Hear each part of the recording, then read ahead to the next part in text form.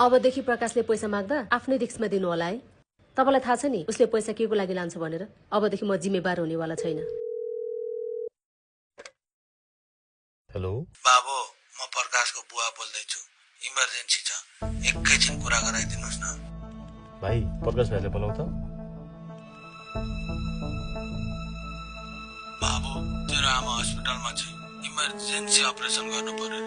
जसरी हुन्छ पैसाको व्यवस्था गर्नु पर्यो बाबु। के रे पैसा? पैसाको लागि कुरै नगर्नुस् भाइ। सक्नुहुन्छ भने तपाई सुध्रिनुस्। हामीलाई थाहा छैन र तपाईलाई पैसा किन चाहिन्छ भनेर। फोन राख्नुस्। ए, हामीलाई थाहा छैन र तिमीलाई पैसा किन चाहिन्छ भनेर। फेरि फोन गर्यो, ल फोन राख।